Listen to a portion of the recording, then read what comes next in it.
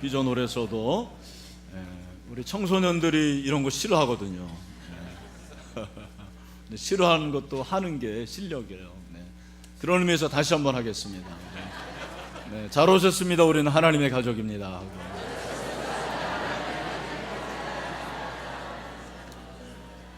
뱀같이 지혜롭고 비둘기같이 순결하라라는 제목의 말씀입니다. 여러분 혹시 맥심을 아십니까? 맥심, 여기 그림이 나오는데 제가 사실 맥심에서 나온 사람은 아닙니다.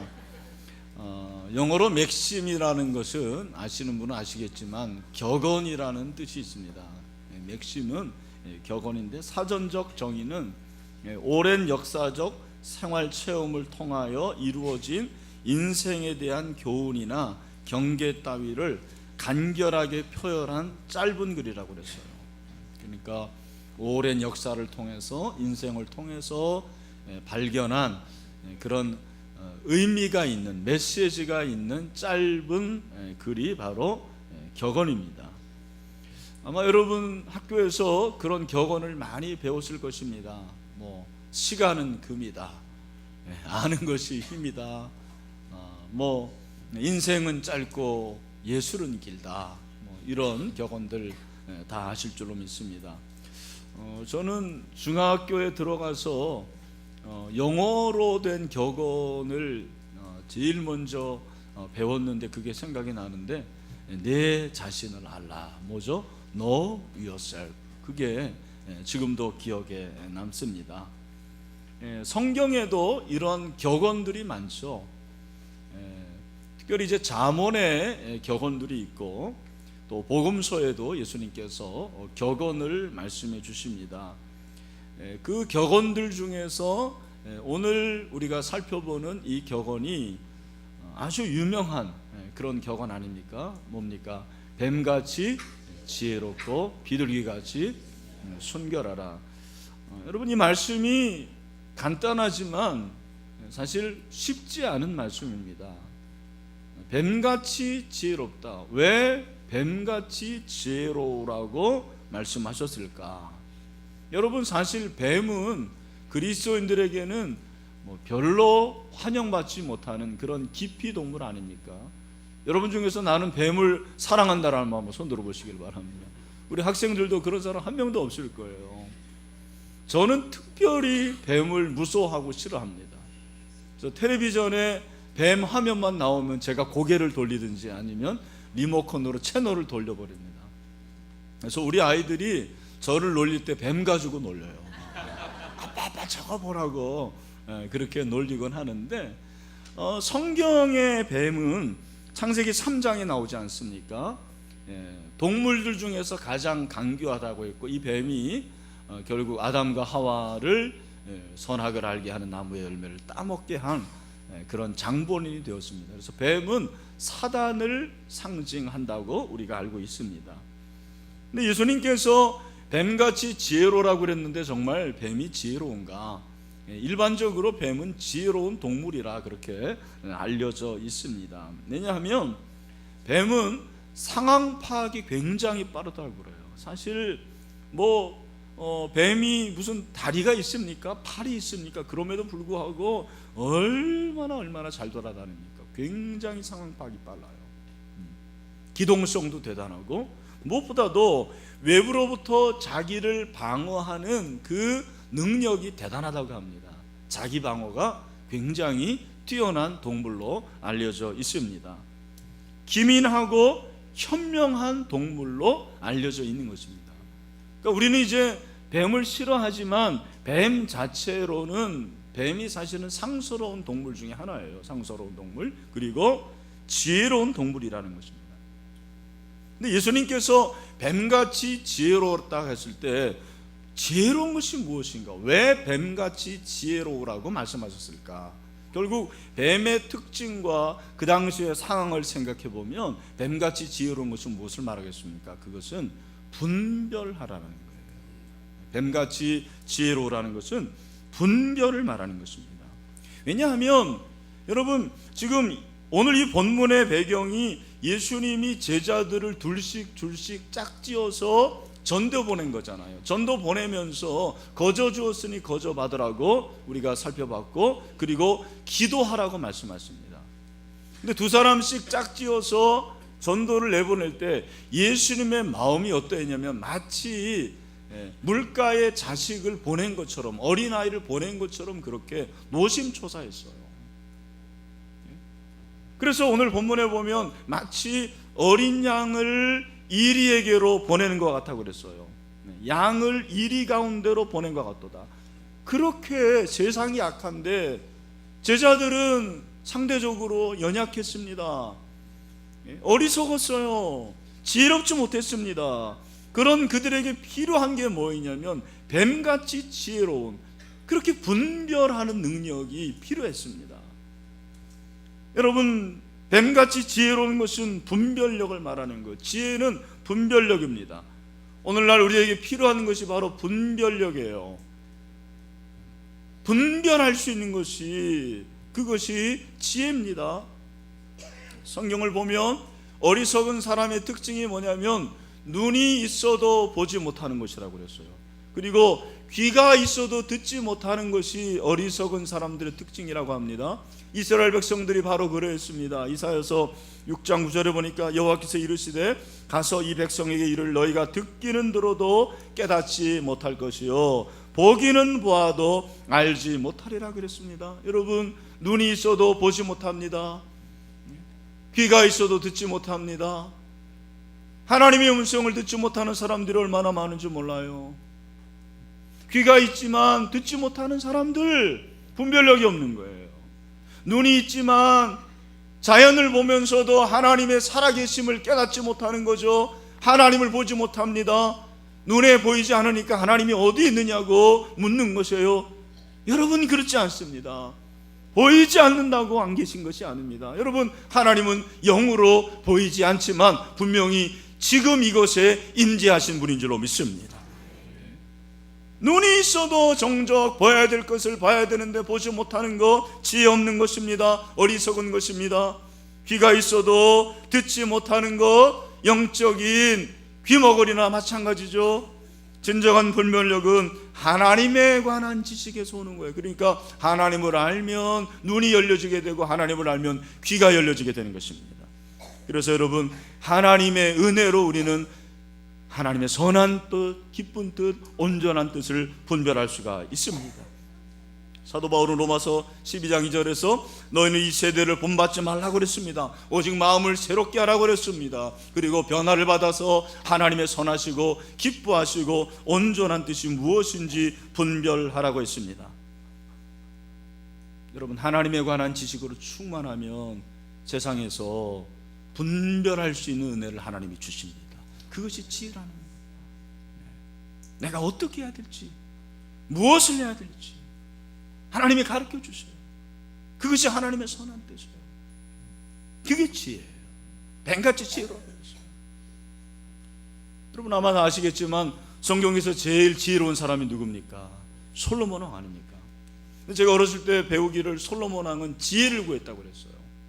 여러분, 제가 성경을 읽어보니까 솔로몬 왕이 지혜를 구한 적이 없어요. 열왕기 3장을 보면 그가 왕이 되자마자 기브온 산당에서 예배를 드리잖아요. 1,000번째 1,000마리의 양을 드리는 거예요. 여러분, 엄청난 거예요. 1,000마리의 양이라는 거. 그 1,000번째를 드리면서 하나님께서 감동을 하세요. 여러분, 하나님이 감동하시는 예배자가 되시기를 축원합니다. 우리 인생에서 한번 그런 예배 드렸으면 좋겠어요. 매주 드려지는 예배지만 그 예배 가운데서 하나님이 감동하시는 예배, 하나님 감동하셔서 나타나셔서 뭐라면 네가 뭘 원하느냐 그랬을 때 솔로몬이 뭐라고 말합니까? 9절에 보니까 누가 주의 임하는 백성을 재판할 수 있사오리까? 듣는 마음을 종에게 주세요. 여러분, 경청이에요. 경청. 듣는 마음을 주시옵소서. 그래서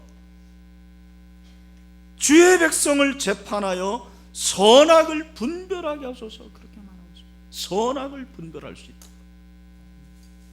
이게 지혜라는 거예요. 근데 하나님께서 바로 그 능력을 주세요. 선악을 분별하는 능력을 주잖아요. 여러분이 잘 아는 대로 재판을 하는데 아기 한 명을 데려오는데 엄마가 둘이에요. 서로 자기 엄마라고 합니다. 어떻게 합니까? 칼을 가져오라 그래서 반쪽 자르자. 반씩 나눠 가지면 되지 않느냐. 그랬을 때 진짜 엄마는 뭐라고 그럽니까?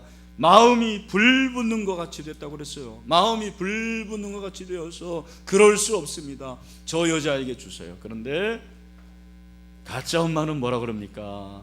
성경에 보니까 이렇게 말합니다. 내 것도 되게 말고 내 것도 되게 말고 나누게 하라. 무슨 말입니까? 우리 다 같이 죽자라는 거예요. 너 죽고 나 죽자. 여러분, 이미 재판은 끝났습니다. 누가 진짜 엄마입니까? 마음이 불붙는 것 같아서 살려주자는 엄마가 진짜 엄마죠. 당연히 솔로몬이 이 재판을 성공적으로 수행을 합니다. 그런데 28절에 뭐라고 그러냐면 온 이스라엘이 왕이 심리하여 판결함을 듣고 왕을 두려워하였으니 이는 하나님의 지혜가 그의 속에 있어 판결함을 봄이더라 그랬어요. 여러분, 하나님의 지혜가 솔로몬에게 있는 걸 다 세상 사람들이 보는 거예요. 그 백성들이 다 봤습니다. 오늘 우리 가운데 이런 지혜가 되기를 소원합니다. 우리 자녀들에게 그런 지혜가 있으면 좋겠어. 우리 자녀들을 보고 사람들이 다 저 아이 안에 하나님의 지혜가 있구나. 저 아이 안에 하나님의 지혜가 있구나. 바로 이것이 하나님의 지혜고 이것이 뱀같이 지혜로운 것입니다. 분별하는 것입니다. 여러분, 하나님을 아는 지식이 충만하면은요, 세상의 어떤 이론이나 세상의 지식 그것으로 만족하지 못하는 세계를 볼 수가 있는 거예요. 그 공허함을 다 메꿀 수가 있는 거예요. 시몬 베유라는 프랑스 철학자가 있었습니다. 굉장히 탁월한 유대인 가정에서 태어났습니다. 그런데 10대 공산주의가 됐어요. 왜 공산주의자가 되냐면 이런 사람들은 항상 너무 많이 가진 자와 적게 가진 자 사이에 어떤 빈부격차에 대한 그런 불만이 있는 거예요. 분배 문제가 있는 것입니다. 그래서 10대 공산주의자가 되고 소르본느 대학에 가서 공부를 하는데 반에서 1등합니다. 수재죠, 수재. 그가 공산주의를 공부하는 것 가운데서 공산주의자를 한번 만나고 싶었어요. 진짜 공산주의자를 만납니다. 그 당시에 가장 골수분자 레온 트로츠키라는 사람을 만나게 돼요. 근데 그 사람과 대화하고 그 사람과 교제하는 가운데서 그의 마음속에 의문이 생겼습니다. 이 공산주의가 진짜 사람을 위한 것인가? 이 공산주의자가 사람의 빈부격차를 다 해소할 수가 있는 것인가?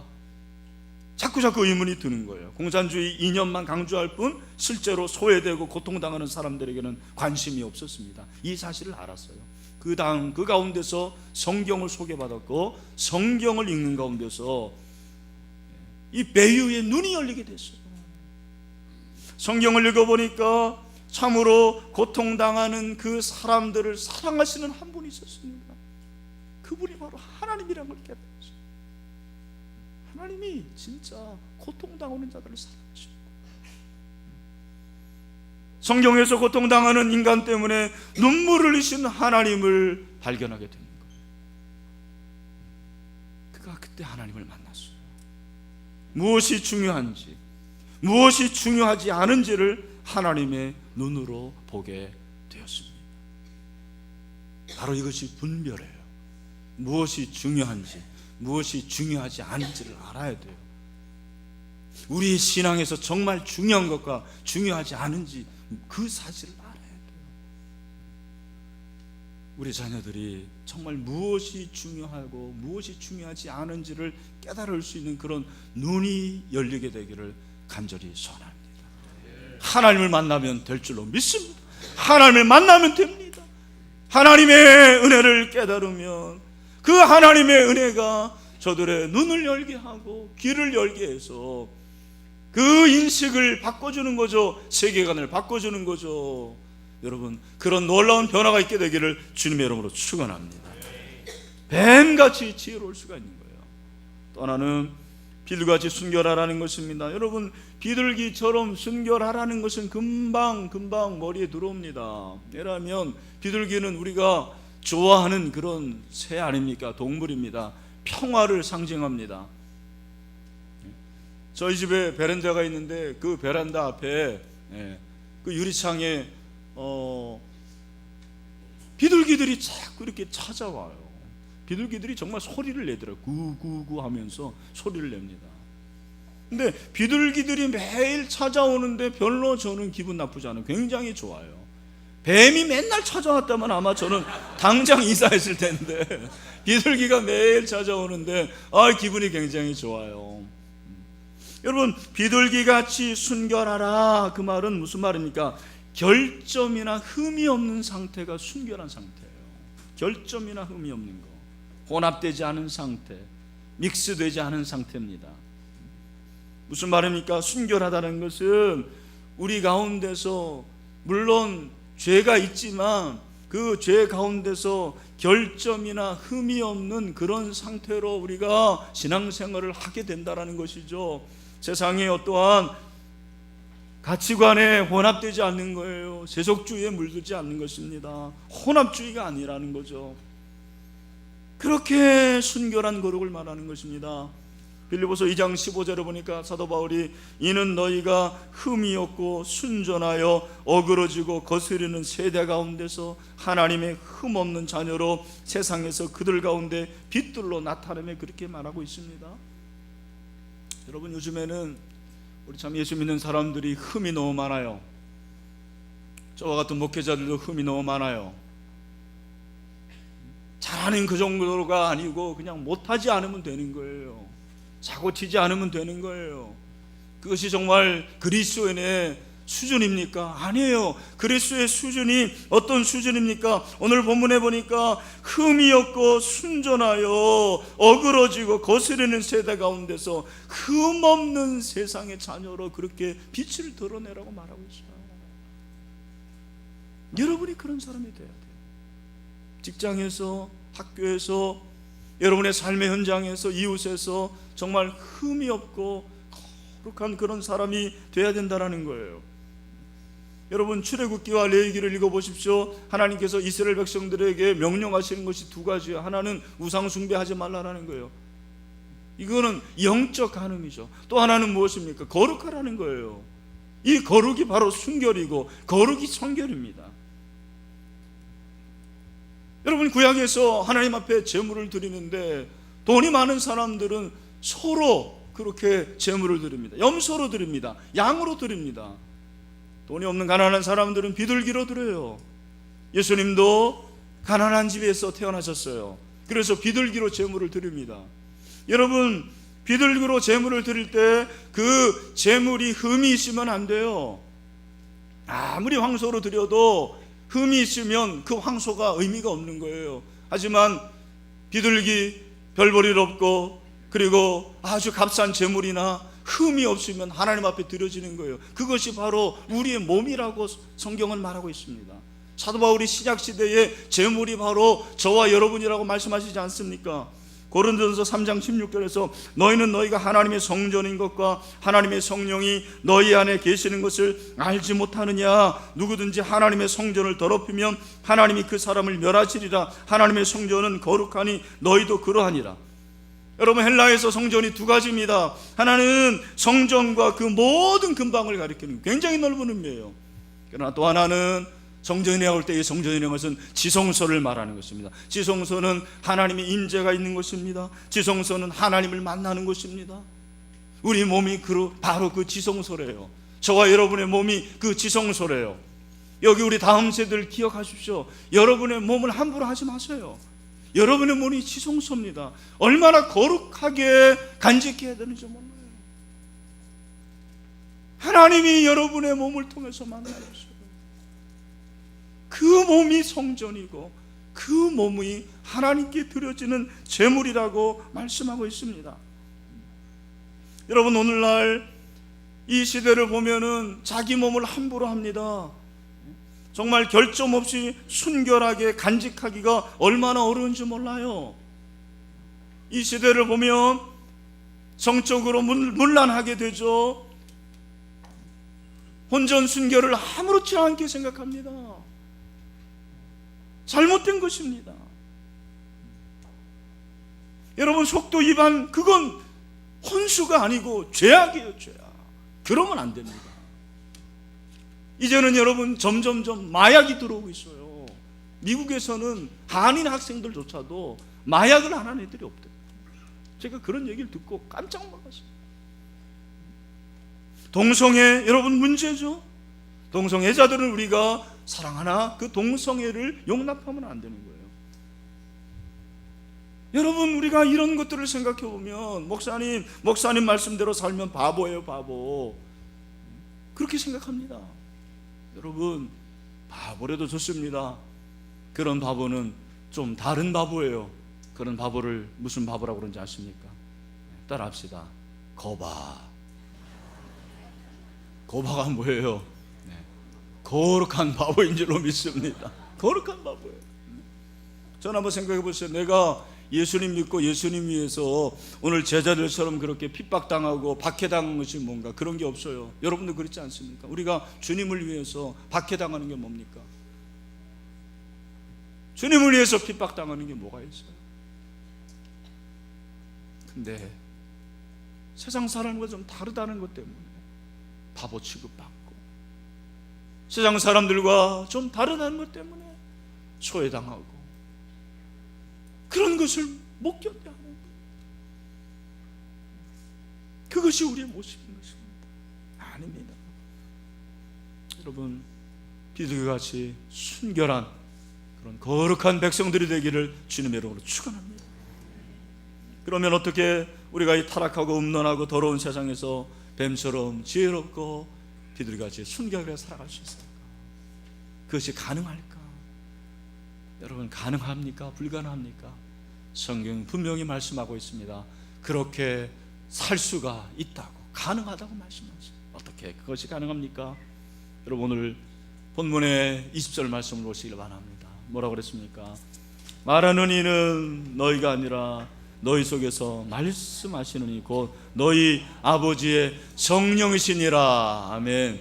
여러분, 뱀같이 지혜롭고 비둘기같이 순결하기를 원하십니까?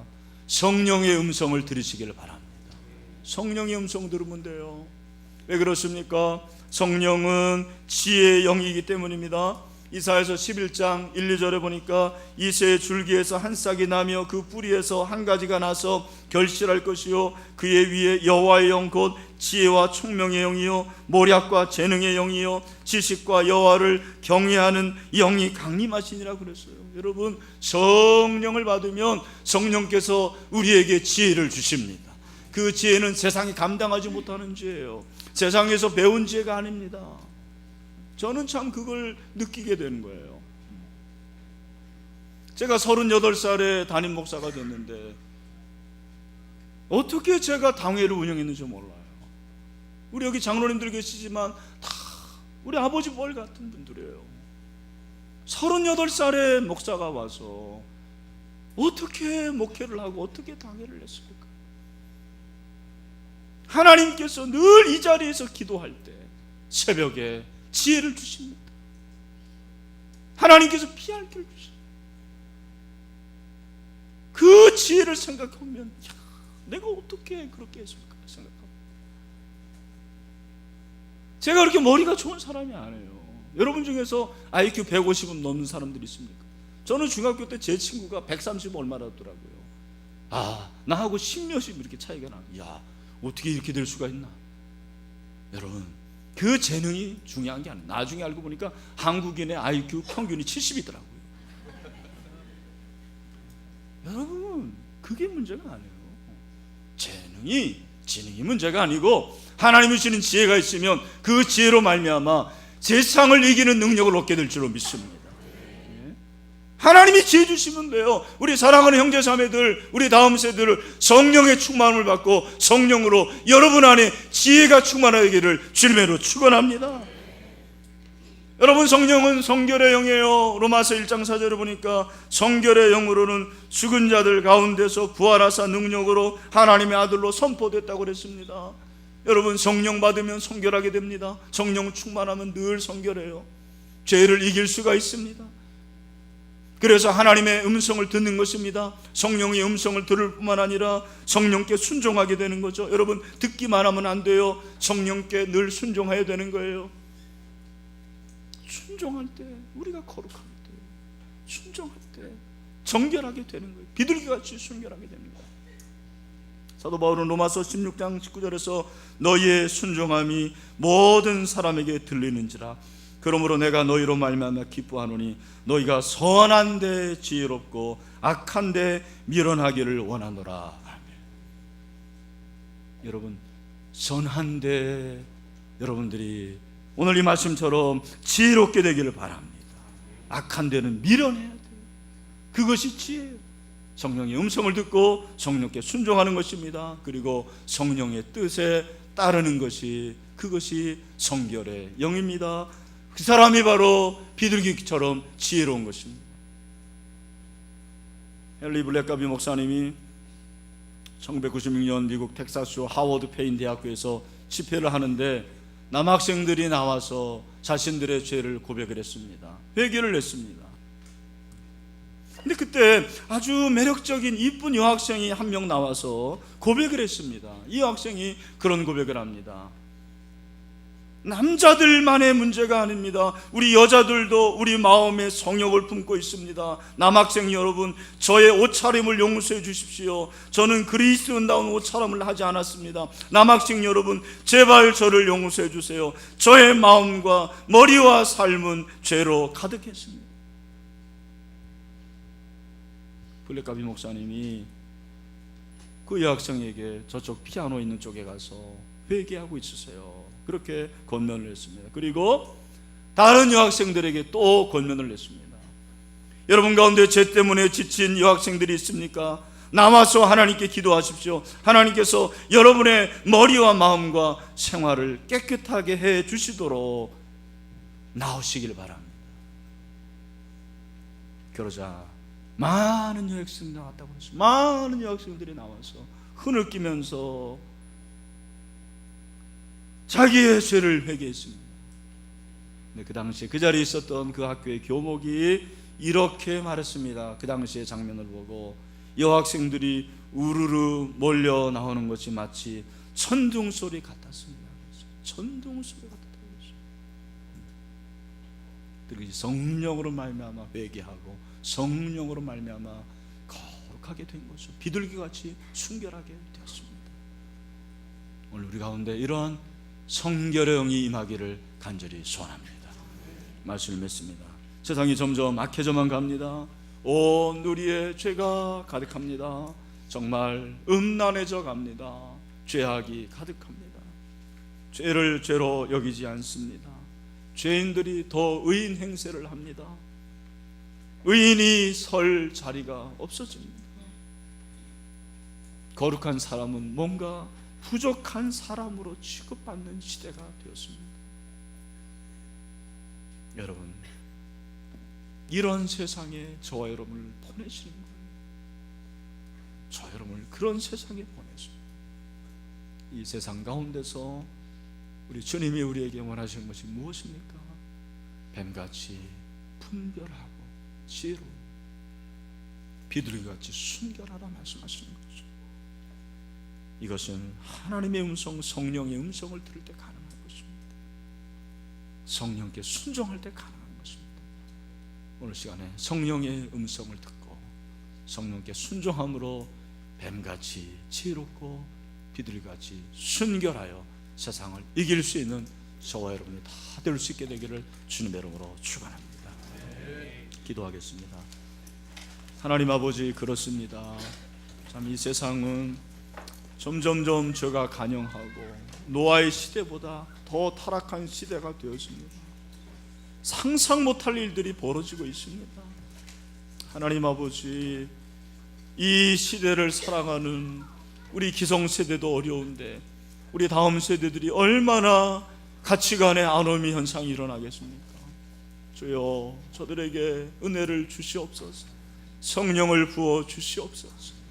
성령으로 말미암아 선악을 분별하기를 소원합니다. 하나님의 뜻을 분별하게 하여 주시옵소서. 뱀같이 지혜롭게 하여 주시옵소서. 하나님, 그 지혜 가운데 성결의 영을 부으시사 비둘기처럼 순결한 자들 되게 하여 주시옵소서. 아버지 하나님, 우리의 힘으로 할 수가 없습니다. 성령을 보내주시옵소서. 성령을 주시옵소서. 성령의 음성 듣기를 원합니다. 성령이여 임하여 주시옵소서. 성령의 그 음성에 순종하는 자들 되게 하여 주시옵소서. 예수님의 이름으로 기도하옵나이다.